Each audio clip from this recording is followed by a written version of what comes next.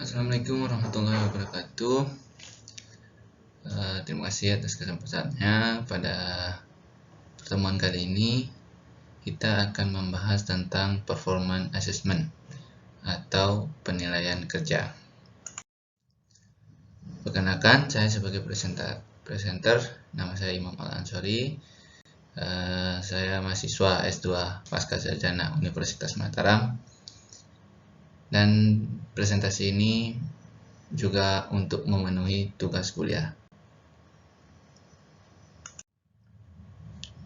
Next, ada pun beberapa hal yang akan kita bahas pada presentasi kali ini adalah pertama, penilaian kerja itu kita akan mulai dengan pengertiannya.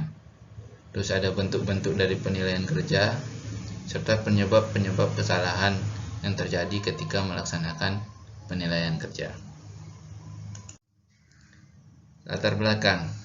Seperti yang kita tahu, penilaian di kelas bertujuan untuk mengumpulkan informasi tentang ketercapaian kurikulum yang jadi target dari suatu pembelajaran. Pelaksanaan penilaian ini dapat dilakukan dengan menggunakan berbagai bentuk penilaian sesuai dengan kompetensi mata pelajaran yang akan kita ukur atau sesuai dengan indikator yang ingin kita ukur.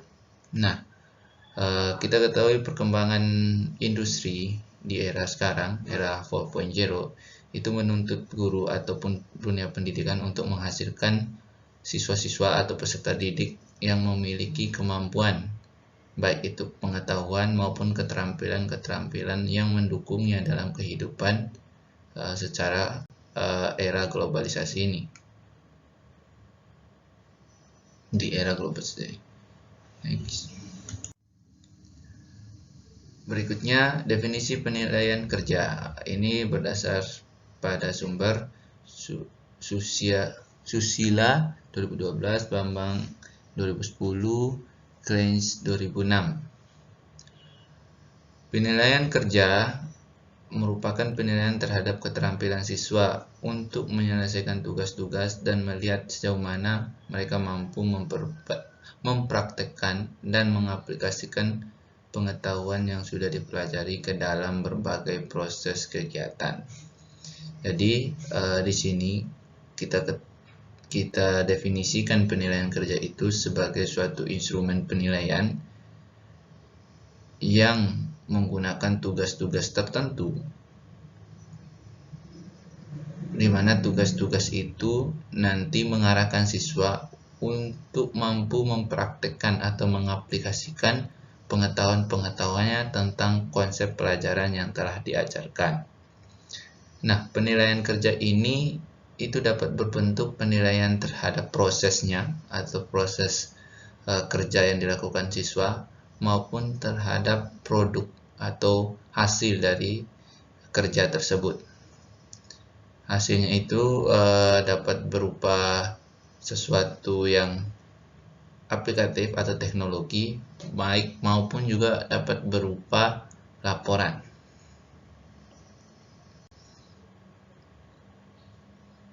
Next. Selanjutnya ada bentuk-bentuk penilaian kerja. Bentuk-bentuk penilaian kerja ini ada 4, yaitu ada penilaian praktek, penilaian produk, penilaian proyek, dan portofolio. Selanjutnya, bentuk-bentuk penilaian kerja. Yang pertama yaitu penilaian praktek. Nah, penilaian praktek ini merupakan pengamatan untuk setiap aspek yang dinilai pada kegiatan yang dilaksanakan oleh siswa dalam melakukan praktek. Jadi guru di sini atau penilai di sini akan mengamati siswa melakukan kegiatan tertentu untuk mendapatkan aspek-aspek yang ingin dinilai. Guru pada saat penilaian dapat mengukur pengetahuan, keterampilan, dan sikap peserta. Rubrik penilaian biasanya berisi langkah-langkah yang harus dilewati siswa pada setiap tahapan. Kegiatan yang diamati disusun lengkap dan beruntun agar mudah untuk diukur. Artinya di dalam penyusunan rubriknya, sebaiknya kegiatan-kegiatan atau tahapan-tahapan yang akan dilalui siswa yang nantinya kita nilai itu sebaiknya dijelaskan dengan baik dan diruntun agar seorang guru atau penilai itu dapat mengikuti tahapan-tahapan tersebut dengan gampang. Selanjutnya ada penilaian produk ya. Penilaian ini dilakukan pada hasil atau hasil kerja siswa. Dapat dinilai secara kualitas dan estetikanya. Dapat dinilai secara kualitas, berarti kualitas dari produk itu, baik itu apakah barang yang atau bahan yang digunakan untuk membuatnya bagus, atau bagaimana fungsinya dan lain sebagainya. Sedangkan estetikanya itu mengarah pada desain ataupun tampilan dari produk yang dihasilkan. Nah, produk yang dinilai dapat berbentuk sesuatu yang berupa benda maupun laporan, seperti yang saya nyatakan sebelumnya, bahwa jika itu berupa benda, itu bisa berupa teknologi atau benda-benda tertentu, aplikasi dari konsep yang diajarkan. Nah, itu juga dapat, ternyata produk itu juga dapat berbentuk suatu laporan atau contohnya laporan kerja dari siswa berdasarkan kegiatan-kegiatan yang telah dilakukannya atau percobaan-percobaan yang telah dilakukannya. Agar mudah dinilai, aspek yang dinilai pada produk harus dibuat jelas, mudah dimengerti dan lengkap pada rubriknya. Jadi pada rubriknya seperti yang tadi, ini juga harus dibuat clear atau jelas agar penilai itu dapat dengan mudah menilai produk yang ditampilkan oleh siswa. Jadi aspek-aspek apa yang akan dinilai dalam produk tersebut haruslah dijelaskan dengan rinci atau dengan tepat di dalam rubrik. Selanjutnya ada penilaian proyek. Nah, penilaian proyek ini adalah penilaian yang menyeluruh ya, baik itu dari kegiatan sampai kepada pelaporan. Atau bisa kita sebut dari perencanaan, pengumpulan data, analisis data, pengkajiannya, dan laporannya.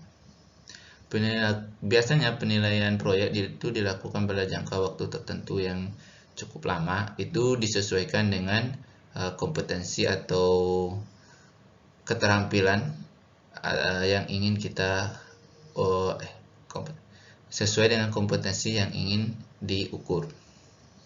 Penelitian ini berfokus pada kemampuan mengaplikasikan konsep yang dipahami siswa. Jadi penelitian ini akan menguji seberapa besar kemampuan siswa untuk mengaplikasikan ilmu yang telah dia pelajari. Selanjutnya ada penelitian portofolio berbentuk penilaian berbentuk portofolio. Penilaian portofolio ini merupakan dokumen atau gabungan dari hasil-hasil penilaian sebelumnya, misal penilaian praktek, penilaian produk maupun penilaian proyek, itu didokumentasikan dalam suatu dokumen yang dapat digunakan bagi penilai untuk menentukan perkembangan kemampuan siswa. Oke, kita lanjut. Penyebab kesalahan dalam penilaian kerja. Yang pertama ada penyusunan rubrik seperti yang kita singgung sebelumnya. Penilai sering melakukan kesalahan dalam menggunakan rubrik karena rubrik yang digunakan itu kurang baik atau memiliki peskoran yang kurang jelas, sehingga aspek-aspek yang ingin dinilai sulit untuk diamati dan diukur. Hal ini dapat membuat hasil pengukuran atau hasil penilaian menjadi kurang valid dan reliable. Berikutnya ada kesalahan terhadap proseduralnya atau pelaksanaannya. Masalah ini muncul pada saat pelaksanaan di mana aspek-aspek yang harus dinilai oleh penilai itu terlalu banyak.